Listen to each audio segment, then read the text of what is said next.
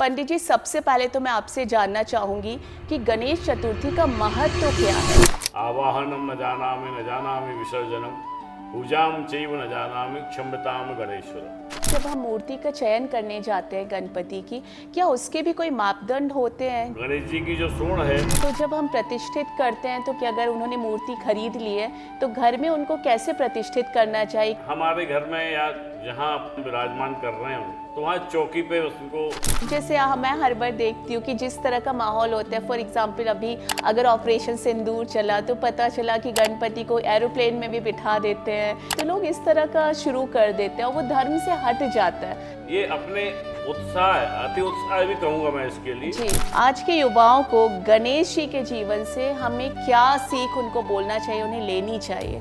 निवेदन करूंगा, जो बॉलीवुड के गाने गीत वगैरह चलते हैं ये प्रतिबंधित होना चाहिए। विनम्रता पूर्वक आप संस्कारित होकर के इस कार्य को करिए। गणेश जी आपके ऊपर पूर्ण कृपा करें। नमस्ते दोस्तों, आजकल सब तरफ गणपति महोत्सव की धूमधाम है और हो भी क्यों ना। गणपति किसी के सबसे पूजनीय देवता है तो किसी के सबसे खास दोस्त, लेकिन उत्साह उमंग के इस वातावरण में धर्म कहीं पीछे तो नहीं रह जाता। बस आज अमृता गाथा के इस पॉडकास्ट में हम बात करने वाले हैं गणपति महोत्सव से जुड़े धार्मिक पहलुओं पर।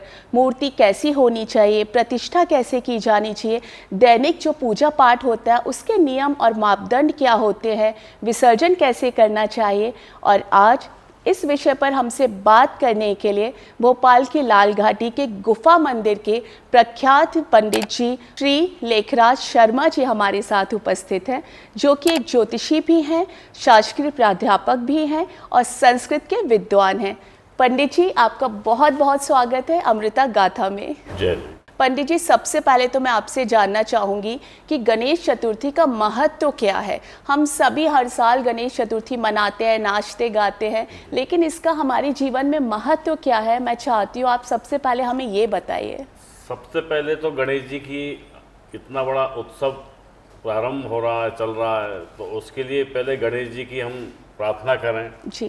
तो हम सबसे पहले गणेश जी का जो ध्यान है उसका हम आह्वान करते हुए ओम नमो गणेभ्यो गणपति वैश्यवो नमो नमो व्रातेभ्यो व्रातपति वैश्यवो नमो नमो घृतेभ्यो घृतपति वैश्यवो नमो नमो विरूपेभ्यो विश्वरूपे वैश्यवो नमो नमः विघ्नेश्वराय वरदाय सुरप्रियाय लंबोदराय सकलाय जगत्हिताय नागाननाय श्रुतियज्ञ विभूषिताय गौरी सुताय गणनाथ नमो नमस्ते। अब बात करते हैं हम गणेश जी के उत्सव के बारे में। जी। तो गणेश जी का जो जन्म है वो भाद्रपद शुक्ल पक्ष चतुर्थी को भगवान श्री गणेश जी का जन्म मनाते हैं जी। और उसी जन्म दिवस से ही उस उत्सव का प्रारंभ किया जाता है। जी। माता पार्वती और पिता महेश्वर भगवान शिव के पुत्र गणेश जी के रूप में चतुर्थी को जो है अवतरित होते हैं और उसके बाद जो है इस उत्सव को हम बड़े धूमधाम और उत्साह और धार्मिक मान्यताओं के साथ उसको हम आयोजित करते हैं। जी। जो हमारे विघ्न दोष इन सब का निवारण करते हुए हमें सुख प्रदान करते हैं जी। और आशीर्वाद देते हैं, हमको शुभता प्रदान करते हैं। जी, बिल्कुल, क्या बात कही है पंडित जी आपने। अच्छा, इसमें मुझे एक बात ज़रूर हमेशा से लगती है कि जैसे आपने शुरुआत की श्लोक से, मंत्रों से, लेकिन आजकल हम जो स्वरूप देखते हैं गणेश उत्सव का, उसमें बॉलीवुड के गाने चल रहे होते हैं, डीजे पे लोग नाच रहे होते हैं और इस तरह से हम गणपति बप्पा को घर लाते हैं। तो क्या धर्म के अनुसार से, हमारे वैदिक रीति रिवाजों के अनुसार से ये प्रचलन सही आपको लगता है?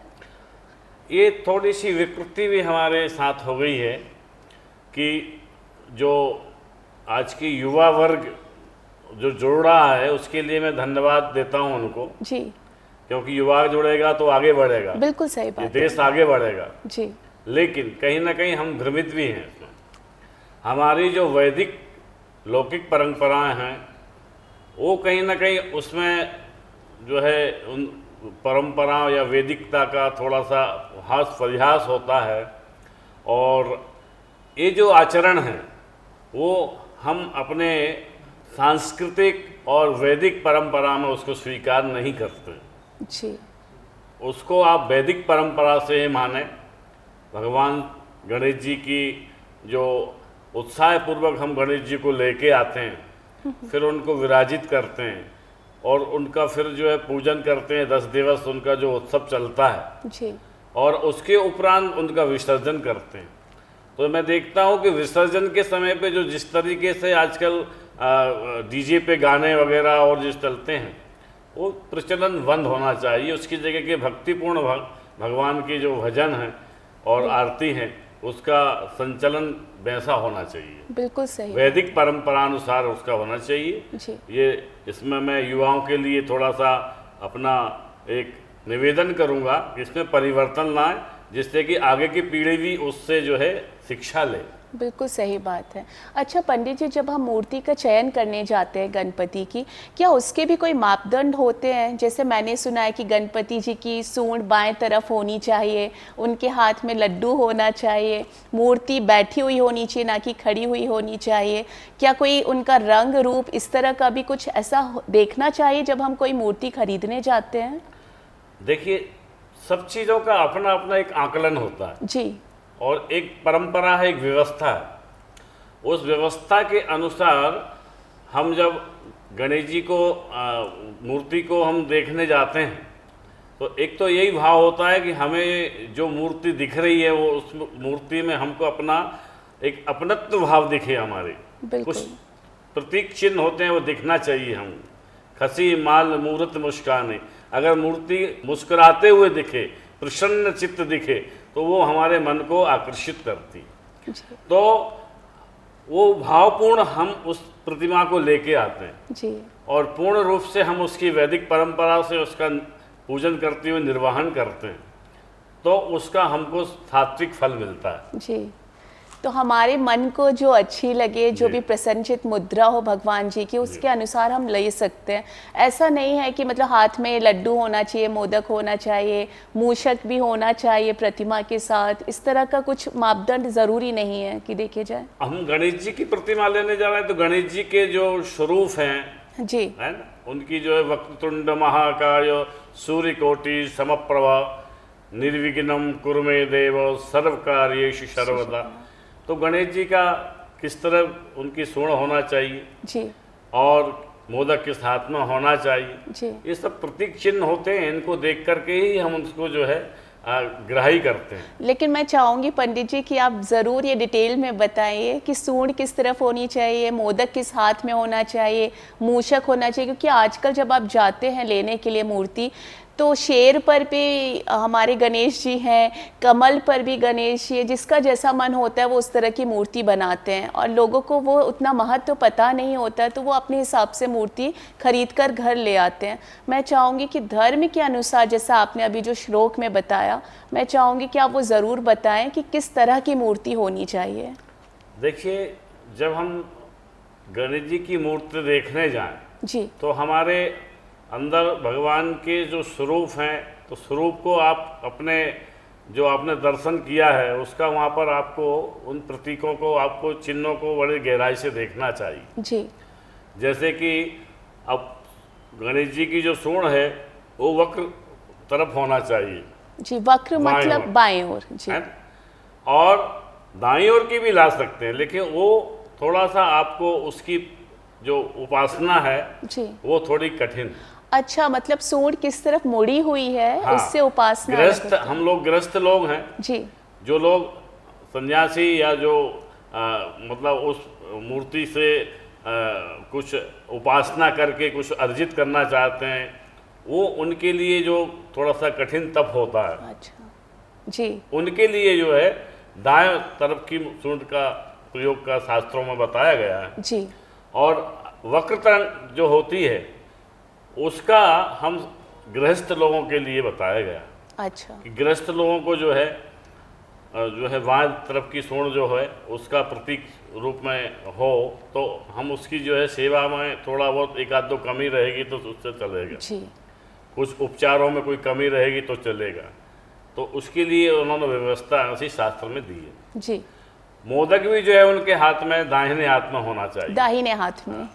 अब आपने कहा था कि उनकी आसन, तो सबको विदित है कि भगवान गणेश जी किस पे विराजमान है? मूषक पर। मूषक पे विराजमान। जी तो कोशिश ये होना चाहिए कि मूषक की ही लें। जी। कभी कभी ये हमारी थोड़ी सी श्रद्धा बढ़ जाती है कि हम उनको कमल पे विराजमान कर दें, कि हम उनको जो है किसी वाहन पे कर दें, जी। है ना। तो ये हमारी थोड़ी सी लौकिक व्यवस्था है। हाँ, वैदिक व्यवस्था अनुसार जो है मूषक पे ही गणेश जी होना विराजमान चाहिए। हैं। हाँ। अब जैसे मैं हर बार देखती हूँ कि जिस तरह का माहौल होता है, फॉर एग्जांपल अभी अगर ऑपरेशन सिंदूर चला तो पता चला कि गणपति को एरोप्लेन में भी बिठा देते हैं, कहीं किसी फाइटर जेट में भी मूर्ति बैठी हुई, तो लोग इस तरह का शुरू कर देते हैं और वो धर्म से हट जाता है। जैसे आपने कहा कि वैदिक रीति रिवाज के अनुसार हमारे को मूर्ति का चयन करना चाहिए, उसी तरह मैं चाहती हूँ कि प्रतिष्ठित कैसे करना चाहिए। अभी हमने जाके मूर्ति चयन कर ली, अब हमें उसको किस तरह से लाना चाहिए, क्या वहीं पूजा की जाती है मूर्ति की या पहले घर लेके आए, किस तरह से प्रतिष्ठित करना चाहिए भगवान जी को,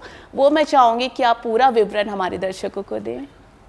मैं पहले तो इस बात को कहूँगा कि आपने कहा कि वो आजकल के समय में भगवान को कई रूपों में बना देते जी। हैं।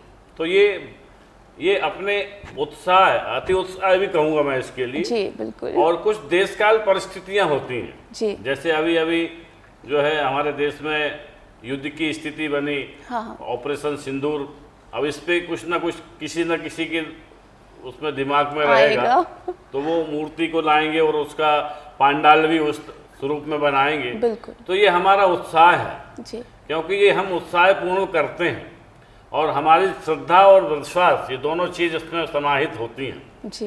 दूसरी बात यह है कि अब अपन मूर्ति जब लेने जाते हैं तो भगवान को हम निमंत्रित करते हैं, जी। आमंत्रित करते हैं कि आप हमारे जो है पांडाल जो हमने बनाया सजाया है, आपका जो स्थान, उसमें आप 10 दिन से आप पधारें, आप उसमें विराजमान हो।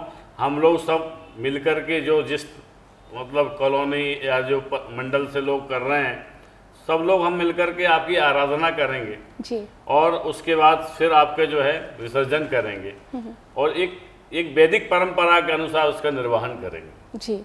तो जब हम प्रतिष्ठित करते हैं तो पंडित जी, क्योंकि आप सब लोग तो बहुत व्यस्त रहते हैं इन दिनों, ये मेरा खुद का अनुभव है कि अगर मैं घर पर प्रतिष्ठित करवाना चाहूँगी तो बहुत कम अवेलेबिलिटी रहती है पंडित जी लोगों की भी, तो लोग खुद ही अपने हिसाब से करते हैं।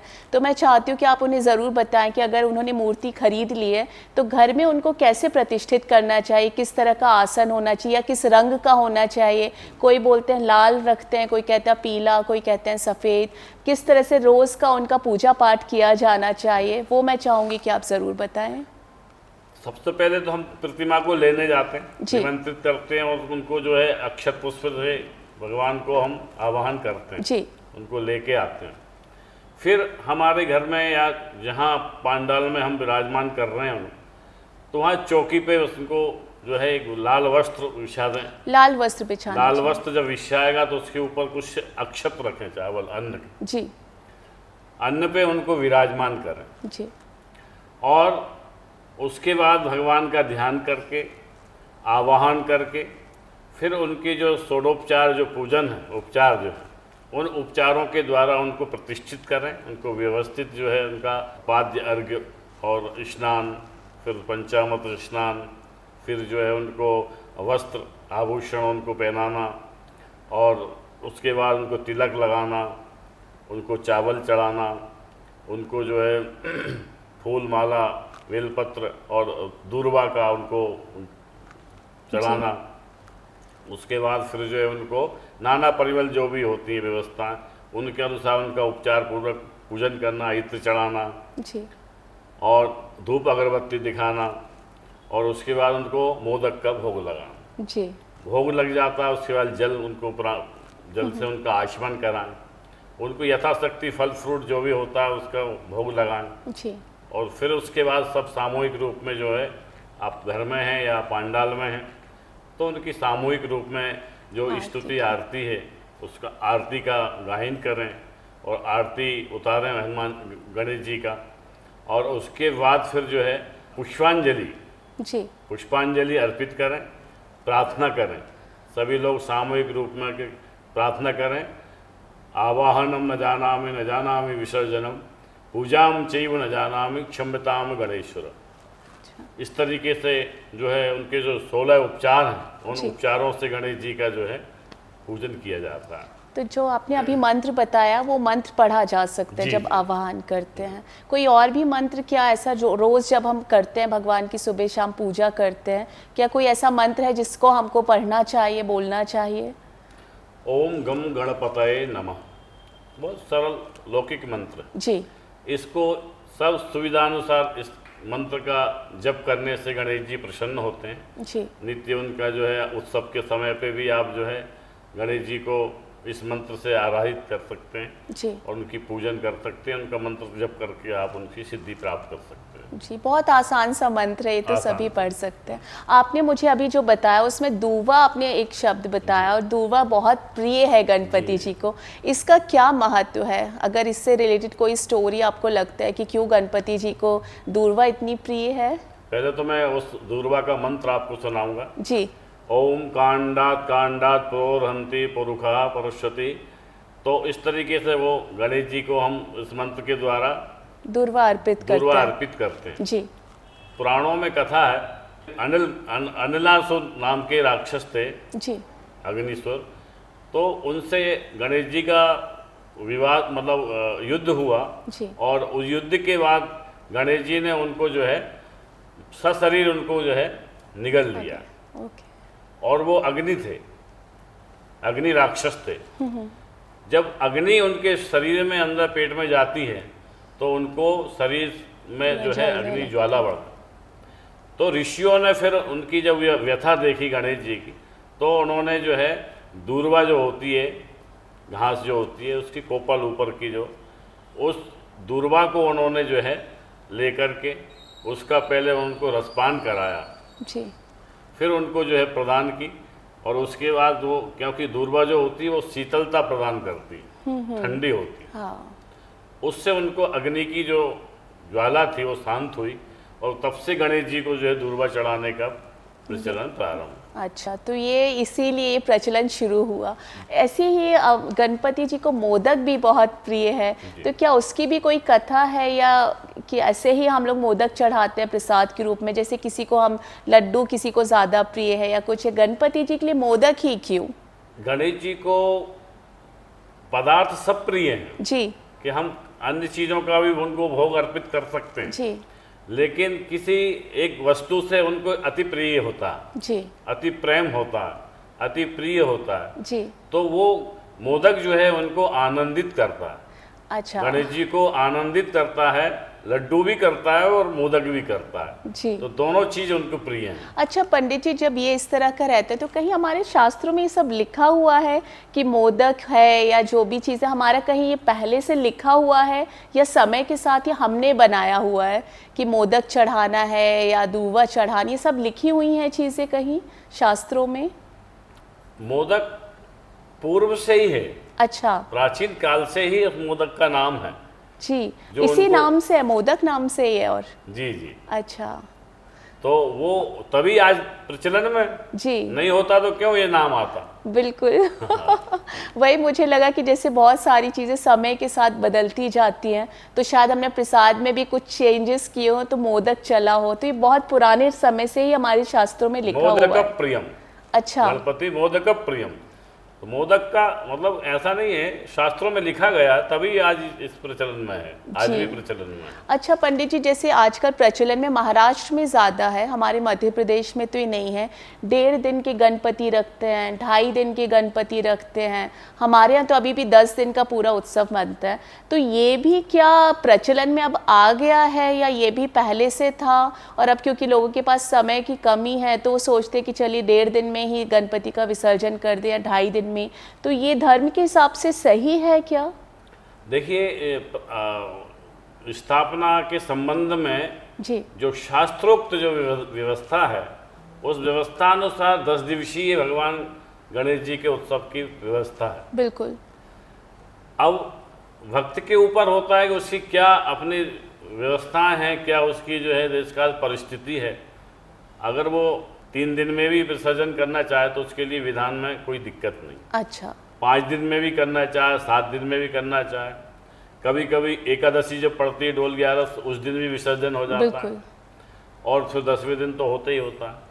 तो विसर्जन में बहुत ज़्यादा उसमें कोई नहीं, लेकिन 10 दिवसीय अनुष्ठान का विशेष महत्व है। अच्छा, मतलब अगर आप 10 दिन रखते हैं तो वो विशेष महत्व है, बाकी सबकी अपनी श्रद्धा है, उनकी सहूलियत है अपनी कि आप श्रद्धा और अपने सुख शांति के लिए व्यक्ति जिस तरीके से अपने उनका आराधना कर सकता है, जी वो आराधना के अपना सुख है, जी सही और बात अपना है आनंद है। जी वो जितना लेना चाहे वो ले सकता है। बिल्कुल। जितना आपको लगे कि आप 2.5 दिन रखना चाह रहे हैं, 10 दिन रखना जी। चाह रहे हैं, उतने दिन आप आनंदित रहेंगे जितने दिन गणपति बप्पा हमारे घर पर रहें। अच्छा पंडित जी, इसमें मुझे एक और चीज़ आपसे पूछनी थी कि दक्षिण हमारा जो है वहाँ पे माना जाता है कि गणपति जी ब्रह्मचारी हैं, और हमारे उत्तर में हम मानते हैं कि वो विवाहित हैं, रिद्धि सिद्धि उनकी 2 पत्नियां हैं, शुभ लाभ उनके पुत्र हैं। तो हमारे ही देश में उत्तर और दक्षिण में ये दोनों अलग मान्यताएं हैं, इसके ऊपर आपका क्या विचार है? देखिए, ये व्यवस्था कोई शास्त्रोक्त या वैदिक व्यवस्था नहीं है।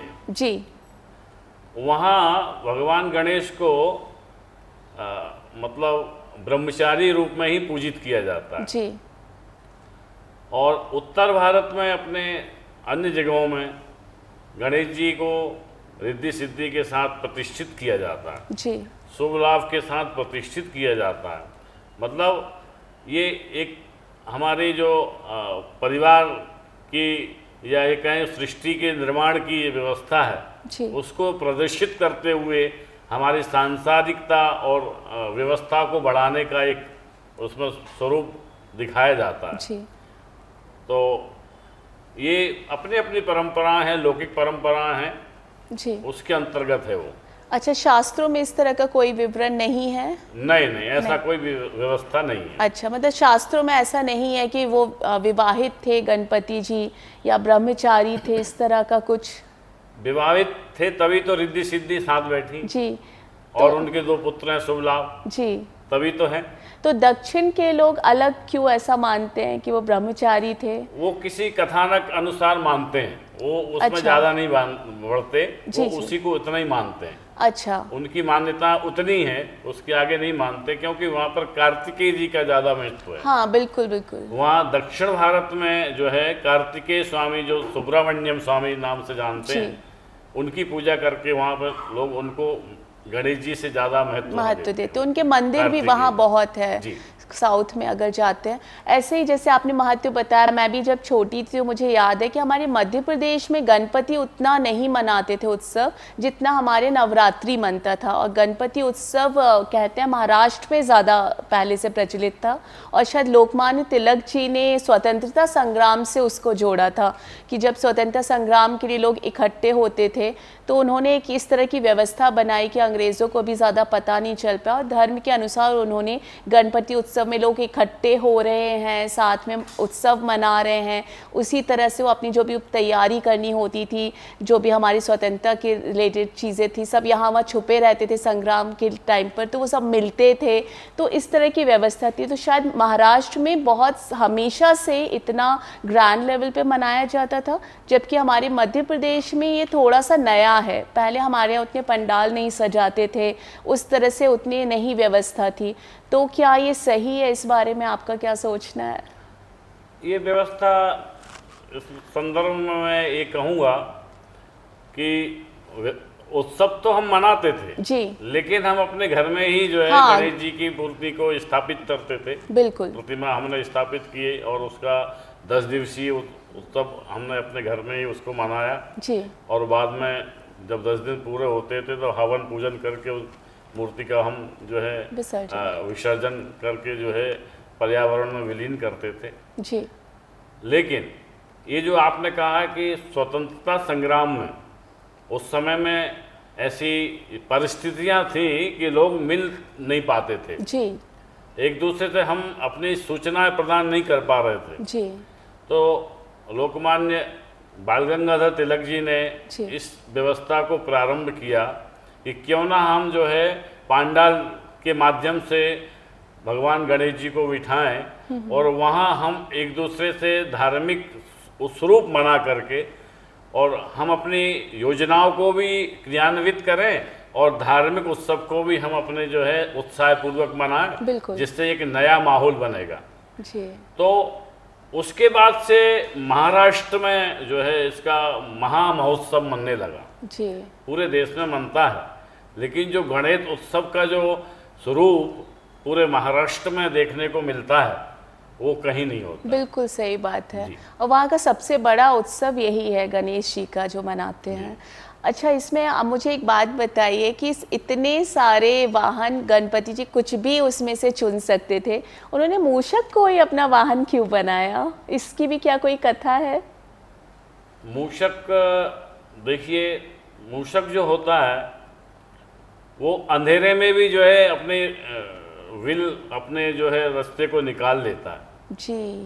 मतलब अंधकार में भी प्रकाश, हाँ, उसको दिखता है। अंधकार में भी प्रकाश। हाँ। और उस अंधकार प्रकाश का मतलब है कि वो अपना ज्ञान, गणेश जी जो है अपने ज्ञान के माध्यम से रोशन करना, अच्छा। प्रकाशित करना इस भूमंडल को। जी, तो इसलिए उन्होंने मूषक को चुना। जी। अच्छा, इसमें उनको एक दंत भी कहा जाता है, तो उसकी भी शायद महाभारत से जुड़ी हुई कथा है, तो मैं चाहूँगी आप वो भी हम सबके साथ साझा करें। जी, ये एक दंत की कथा, मतलब कथा अनुसार गणेश पुराण के अनुसार एक वर्णन आता है जी। कि भगवान परशुराम जी से गणेश जी का एक बार युद्ध होता है। अच्छा। और उस युद्ध में गणेश जी और परशुराम जी का संघर्ष चलता है। ठीक है। किसी कारणवश जो है गणेश जी के दो दांत में से एक दांत जो है परशुराम जी के द्वारा टूट जाता है। अच्छा। जी। तो तब से गणेश जी को जो है एक दंत कहा गया, क्योंकि एक खंडित हो जाता है, जी। दूसरा एक ही दांत रहता है। हाँ हाँ, तब से गणेश जी को जो है एक दंत कहा गया। बिल्कुल। उनको विघ्नहर्ता भी कहा जाता है, विघ्नहर्ता, तो उसका भी क्या इसके साथ कथा जुड़ी हुई है? विघ्नहर्ता हम क्यों मानते हैं गणपति जी को? विघ्नेश्वराय वरदाय सुरप्रियाय लंबोदराय सकलाय जगतहिताय नागाननाय श्रुति यज्ञ विभूषिताय गौरी सुताय गणनाथ नमो नमस्ते। वो गणनाथ है, वो समस्त विघ्नों का हरण करने वाले हैं और हमारे दुखों का हरण करने वाले हैं, हमारी विपत्तियों को हरने वाले हैं। जी। भगवान शिव और माँ पार्वती के लाडले हैं वो, जी। और उनकी कृपा पात्र हैं। उनको ये वरदान है कि वो समस्त विघ्नों का शमन करें। अच्छा, इसलिए उनको विघ्नहर्ता कहते हैं, जी। क्योंकि उनको वो वरदान मिला हुआ है। जी। अच्छा पंडित जी, गणेश चतुर्थी के दिन कुछ लोग चांद को देखने से भी मना करते हैं कि चांद नहीं देखना चाहिए गणेश चतुर्थी के दिन, इसका क्या रहस्य है? देखिए, ये कथानुसार पुराणों में वर्णन है जी। कि कभी चंद्रमा ने उनका उपहास किया हुआ। अच्छा। जब चंद्रमा उनका उपहास करता है तो चंद्रमा को गणेश जी श्राप देते हैं। अच्छा। कि जब मेरा जन्म जिस दिन माना जाएगा, हाँ। उस दिन अगर तुमको कोई देखेगा तो वो उसको चोरी या उसका कुछ ना कुछ जो है उस पर अच्छा, दोष रूप में उसका लगेगा। माना जाएगा। अच्छा, इसलिए लोग गणेश चतुर्थी के दिन चांद को देखने से बचते तो हैं। ये गणेश जी के श्राप से जो है चंद्रमा श्रापित है। अच्छा, गणेश जी और तुलसी जी ने भी एक दूसरे को श्राप दिया था? हाँ, पौराणिक कथाओं में है। जी। गणेश पुराण आदि में वर्णन है, अन्य पुराणों में भी सुनने में हमको मिला है। जी। ये गणेश जी को तुलसी जी ने प्रस्ताव दिया था जी। विवाह के लिए। अच्छा। परंतु गणेश जी ने ब्रह्मचर्य धारण किया हुआ था तो उन्होंने मना किया, जी। जिस कारण से क्रोधित होकर के तुलसी जी ने उनको दो विवाह होने का श्राप दिया। अच्छा, इसलिए दो पत्नियां हैं, दो विवाह, रिद्धि और दो सिद्धि। पत्नियां। जी। तभी तो रिद्धि सिद्धि जो है जी। दो गणेश जी की पत्नियां हैं। जी। और फिर इसके बाद गणेश जी ने भी तुलसी माँ को जो है श्राप दिया हाँ। कि आपको विवाह में आपका कोई स्थान नहीं रहेगा। अच्छा। उसके बाद से जो है विवाह की जो पद्धति है या जो विवाह का जो किया जाता है वैदिक विधान, उसमें तुलसी जी ग्राह्य नहीं होती। हाँ, इसीलिए उनको नहीं स्थान मिलता है। अच्छा पंडित जी, बंगाल में अगर मैं बताऊं तो वहाँ पर भी जो केले का वृक्ष है उसको गणेश जी की पत्नी के रूप में स्थापित करते हैं, तो ऐसा भी कहीं है शास्त्रों में? कहीं छोटे मोटे उसमें स्वरूप में कहीं मिला है जी। लेकिन बृहद रूप में या वैदिक पद्धति में इसका कोई विधान नहीं है। अच्छा। ये हमारी लौकिक परंपराएं हैं। जी। हम अपने व्यवस्थानुसार भी कभी कभी इनमें परिवर्तन करते हैं। जी। तो देश काल व्यवस्थानुसार जो है वहाँ की लोकल परंपरा है, जी। वहाँ की व्यवस्थानुसार वो उसको गणेश जी, जैसे आपने कहा दक्षिण भारत में जो है गणेश जी को जो है ब्रह्मचर्य मानते हैं, जी। ऐसे ही बंगाल में उनकी जो है पत्नी के स्वरूप में केले के वृक्ष को मानते हैं। अच्छा। तो ये लौकिक परंपरा है, ओके। हमारी अपनी व्यवस्था है, ये इसमें वैदिक विधान नहीं है। जी। अच्छा, जैसे आजकल आप देखेंगे तो मैक्सिमम लोगों को अपनी धन दौलत का बहुत घमंड रहता है कि हमारे पास इतना पैसा है, इतनी प्रॉपर्टी है, और गणेश जी ने कुबेर जैसे, जिनको कुबेर जी को मानते हैं कि सबसे ज़्यादा धन दौलत उन्हीं के पास है, और मैंने एक कथा सुनी है कि उसमें कुबेर जी को अपनी धन दौलत का बहुत अहंकार था और उनका घमंड हमारे गणपति जी ने तोड़ा था। तो मैं चाहूँगी वो ज़रूर आप बताइए। जी। देखिए, कुबेर जो है भंडार के स्वामी हैं जी। धन के भंडार जो है कुबेर के पास, तो स्वाभाविक है जिसके पास लक्ष्मी जी होंगी, जिसके पास संपदा होगी, अहंकारी तो होगा। उसके पास थोड़ा तो मद आएगा ही। प्रभुता पाई पाई मद नाय। तो जब उनका अहंकार और जो उसका श्री का या पैसे का या धन का जब उनको अहंकार था, जी।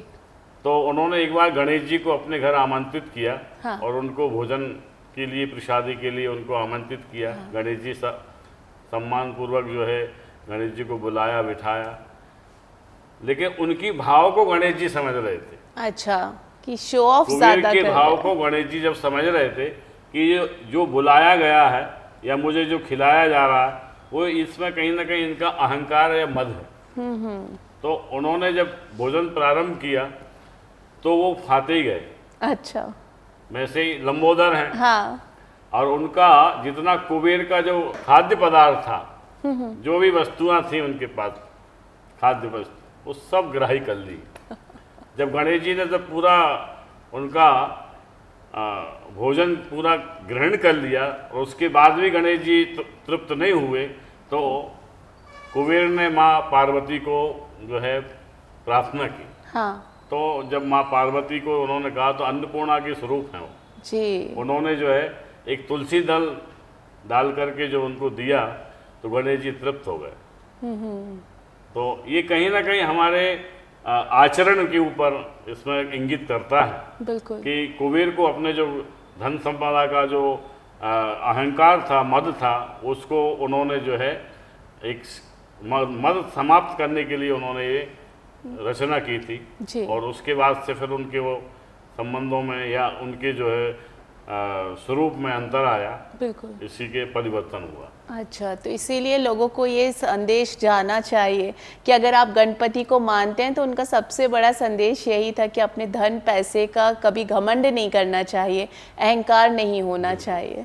अच्छा पंडित जी, एक चीज़ और मुझे हमेशा हर बार विचलित करती है कि हम लोग इतने उत्साह से गणपति महोत्सव मनाते हैं 10 दिन, उसके बाद विसर्जन के बाद जो हमारे चारों तरफ से तस्वीरें आती हैं, चाहे आप महाराष्ट्र की देखें, मध्य प्रदेश की या किसी भी जगह की देखें, कि मूर्ति खंडित हो जाती हैं, नदी तालाबों के किनारे पड़ी रहती हैं, उन्हीं गणपति को जिनको हम 10 दिन अपना आराध्य मानते हैं, विसर्जन के बाद इस तरह के दृश्य सामने आते हैं तो बहुत विचलित करते हैं ऐसी तस्वीरें।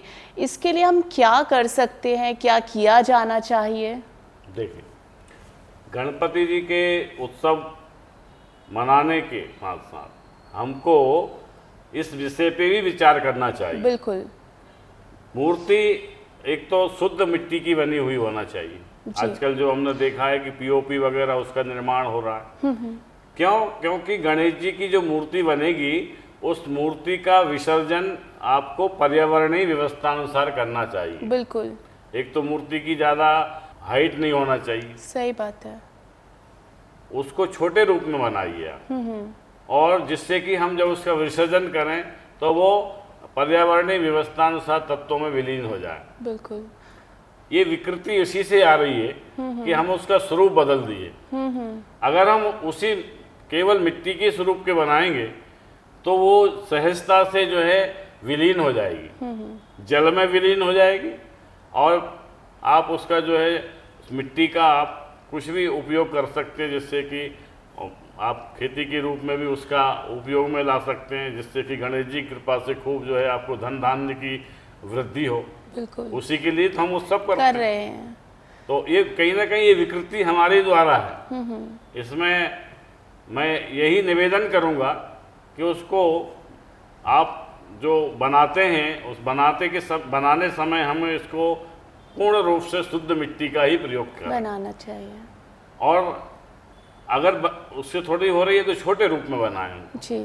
और उसका विसर्जन का जो तरीका है वो आप पूर्ण रूप से जहाँ जल प्रवाहित होता है वहाँ उनका होना चाहिए, या गहराई वाली जगह पर होना चाहिए, जिससे कि जो मूर्ति आपकी जो विसर्जित की गई है वो किसी भी तरीके से स्वरूप में खंडित न दिखे हमको। बिल्कुल। और उसका विलीनता हो जाए पर्यावरण में, जल में, जैसे भी हो जी। जिससे कि वो किसी तरीके के अखंड रूप मतलब खंडित रूप में ना दिखे। जी। अब देखिए पंडित जी, इसी तरह से चीज़ें बदल जाती है हमारे समाज में। अब आपने जो बातें बताई, पहले मिट्टी के गणेश जी बनाते थे, पहले जो उत्सव की शुरुआत हुई होगी मिट्टी से ही शुरू हुई होगी। उस समय कोई ये पीओपी, प्लास्टर ऑफ पेरिस ये तो था नहीं, मिट्टी के गणेश ही लोग बनाते थे, और मुझे बिल्कुल लगता है अपने हाथों से बनाते थे। उसमें रंग भरते थे और फिर उसको अपने यहाँ प्रतिष्ठित करते थे, और जब वो विसर्जन करने जाएंगे, क्योंकि उनकी हाइट भी कम होती थी, तो नदी में, तालाब में, अपने कुएं में जहाँ उनको लगता था आराम से विसर्जन हो जाता था। अब क्या है, देखिए मना तो आप गणपति उत्सव रहे हैं, और जो आपके गणेश जी आपको ये संदेश दे रहे हैं कि धन पैसे का अहंकार नहीं होना चाहिए। सबसे छोटा जो जानवर है मूषक को उन्होंने वाहन बनाया है, अपनी सिंपल सी दुआ से वो खुश हो जाते हैं। ये सब हमने कुछ ग्रहण नहीं किया। हम कैसा करते हैं कि अरे हमारे मोहल्ले में इतना उनसे बड़ा होना चाहिए, उनके गणपति की इतनी हाइट है तो हमारे इतनी होनी चाहिए, वो लोग इतना बड़े रख रहे हैं तो हमारे उनसे बड़े होने चाहिए। और इस तरह से हम आपस में कंपटीशन और एक दूसरे से तुलना करके पैसा दिखाने के लिए कि हमारा पंडाल सबसे ज़्यादा बड़ा दिखे, ज़्यादा लोग आए, इतनी बड़ी प्रतिमा रखेंगे। जब आप इतनी बड़ी बड़ी मूर्तियां बनाओगे तो उनके विसर्जन के लिए फिर आपको गहराई में जाना होता है। तो कई बार हम वो हादसे भी देखते हैं जिसमें नाव पलट जाती हैं, कई बार लोगों की मृत्यु भी हो जाती है।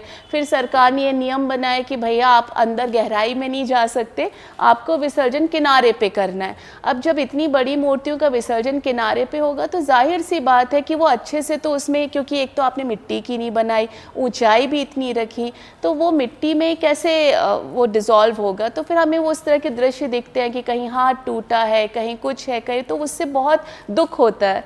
तो मुझे लगता है ये संदेश समाज में ज़रूर जाना चाहिए कि उत्सव को इस तरह मनाया जाए जो उसका स्वरूप था, ना कि उस स्वरूप को बिगाड़ कर हम लोग उत्सव मनाएं और बाद में दुखी हों कि हमारे ही गणपति को हम इस रूप में भी देख रहे हैं। तो ये संदेश मैं चाहूँगी कि आपने जो दिया वो सभी लोगों तक फैले। और हमारे लास्ट सेक्शन है रैपिड फायर का, उसमें कुछ आपसे बहुत ही सिंपल और थोड़ा सा फन के लिए आपसे क्वेश्चंस पूछूंगी, तो उसका आपको जो लगे आप मुझे आंसर ज़रूर दीजिएगा। तो सबसे पहला आपसे जो मेरा प्रश्न है, आपके अनुसार ज़्यादा सरल कौन है, किसका व्यक्तित्व ज़्यादा सरल और सहज है, महादेव का या हमारे गणपति का? देखिए ये दोनों अपनी जगह पे अलग अलग इनकी व्यवस्थाएं हैं जी। भगवान शिव जो है, महादेव जो आशुतोष हैं, भगवान आशुतोष, शिव जी आशुतोष जो नाम पड़ा है वो भगवान शिव का बहुत जल्दी प्रसन्न होने वाले देवता हैं। हाँ। इस कारण से जो है उनका नाम भगवान शिव आशुतोष का नाम आशुतोष औगरदानी। जी। और भगवान गणेश विघ्नहर्ता हैं, सुख करता है जी। सुख के दाता हैं और आनंद के दाता हैं। जी। तो दोनों का अपना अपना जगह, अपनी अपनी जगह जो है श्रेष्ठता है। हाँ। और उसके अनुसार दोनों का अपना अपना स्थान। पंडित जी रिस्क नहीं लेना चाह रहे हैं, क्या ऐसा ना हो महादेव का नाम ले दूं तो गणपति रुष्ट हो जाए, गणपति का नाम ले दूं तो महादेव रुष्ट हो जाए। जी। चलिए, मैं भी अगर होती तो मैं ऐसा ही डिप्लोमेटिक जी, आंसर जी। देती। गणेश जी को ज्यादा प्रिय क्या है, मोदक या मूषक? देखिए, गणेश जी का जो मूषक है जी। वो वाहन, हाँ, और वाहन यानी कि उनका जो है कहीं भी आने जाने के लिए हाँ। ट्रांसपोर्टेशन। दूसरा मोदक जो है प्रिय है, हाँ। जो उनकी जो है नैवेद्य है, अच्छा। उनका जो है भोजन, जी। वो आनंद है। इसलिए मोदक अपने जो है श्रेष्ठता रखता है। हाँ। क्योंकि उससे वो तृप्त होते हैं। और मूषक पे जो विराजमान होकर के अपनी जो है घूमता है। प्रतिष्ठा, अपनी पद प्रतिष्ठा को बनाने की जो है एक श्रेष्ठता रखते हैं गणेश। जी। गणेश जी के 32 रूप माने जाते हैं, उनमें से आपको सबसे आकर्षक रूप कौन सा लगता है? गणेश जी के जो स्वरूप हैं, जी। उन स्वरूपों में गणेश जी का हमको तो जो दिखता है स्वरूप, हमको सब अच्छे लगते हैं गणेश जी। क्योंकि कोई भी स्वरूप ऐसा हमको नहीं लगता जो हमको अप्रिय हो। जी। सब प्रिय स्वरूप हैं, है ना। हाँ। प्रथमम वक्रतुंडम च, वक्रतुंड है वो। जी। द्वितीयम कृष्णपिंगाक्षम, इस तरीके से उनके जो नाम हैं। तो इन सब स्वरूपों में हमको गणेश जी सब प्रिय हैं। जी। किसी भी तरह की कोई हम उनमें भिन्नता नहीं रखते हैं। बिल्कुल।